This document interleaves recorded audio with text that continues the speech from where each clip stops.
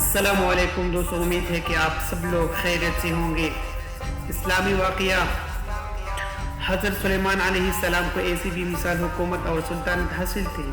کہ صرف ساری دنیا پر نہیں بلکہ جنات اور دیو اور ہواؤں پر بھی ان کی حکومت تھی، مگر ان سب کے سامنے کے باوجود موت سے ان کو بھی نجات نہ تھی، اور یہ موت تو مقرر وقت پر آنے تھی۔ بیت المقدس کی تعمیر جو حضرت داؤد علیہ السلام نے شروع کی، ملک شام میں جس جگہ حضرت موسیٰ علیہ السلام کا خیمہ گاڑا گیا تھا، ٹھیک اسی جگہ داؤد علیہ السلام نے بیت المقدس کی بنیاد رکھی، مگر عمارت پورا ہونے سے قبل ہی حضرت داؤد علیہ السلام کی وفات کا وقت آن پہنچا، اور آپ نے اپنی فرزند حضرت سلیمان علیہ السلام کو اس عمارت کی تکمیل کی وصیت فرمائی۔ چنانچہ حضرت سلیمان علیہ السلام نے جنوں کی جماعت کو اس کام پر لگایا، اور عمارت کی تعمیر ہو رہی۔ جنات کی طبیعت میں سرکشی غالب تھی۔ حضرت سلیمان علیہ السلام کے خوف سے جنات کام کرتے تھے۔ ان کی وفات کا جنات کو علم ہو جائے تو فوراً کام چھوڑ بیٹھے اور تعمیر رہ جائے، یہاں تک کہ آپ کو وفات کا وقت بھی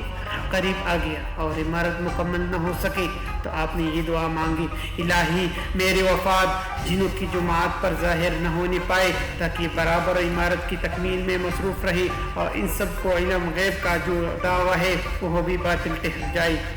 یہ دعا مانگ کر آپ محراب میں داخل ہو گئی اور اپنی عبادت کے مطابق اپنی لاٹھی ٹیک کر عبادت میں کھڑی ہو گئی، اور اس حالات میں آپ کی وفات ہو گئی، مگر جن مزدور یہ سمجھ کر آپ زندہ کھڑی ہوئی ہے برابر کام میں مصروف رہے، اور عرض دراز آپ کا اس حالات میں رہنا جنوں کے گروہ کے لیے کچھ باعث حیرت اس لیے نہیں ہوا کہ وہ بار بار دیکھ چکی تھی کہ آپ ایک ایک ماہ بلکہ کبھی کبھی دو ماہ برابر عبادت میں کھڑی رہی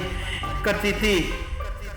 یہاں تک کہ بحکم الہی دیمک نے آپ کے اعضاء کو کھا لیا، اور اعضاء گر جانے سے آپ کا جسم مبارک زمین پر آ گئی، اور اس وقت جنوں کی جماعت اور تمام انسانوں کو پتہ چلا کہ آپ کی وفات ہو گئی ہے۔ قرآن مجید میں اللہ تعالیٰ نے اس واقعے کو اس الفاظ میں بیان فرمایا کہ پھر جب ہم نے حضرت سلیمان علیہ السلام پر موت کا حکم بھیجا تو جنوں کو ان کی موت دیمک ہی نے بتایا جو ان کی اعضاء کو کھا رہی تھی۔ پھر جب حضرت سلیمان علیہ السلام زمین پر آ گئی تو جنات کو حقیقت کھل کر گئی، اور وہ غیب جانتی ہوئی تو وہ اس ذلت کے عذاب میں اتنی دیر تک نہ پڑی رہی۔ والسلام۔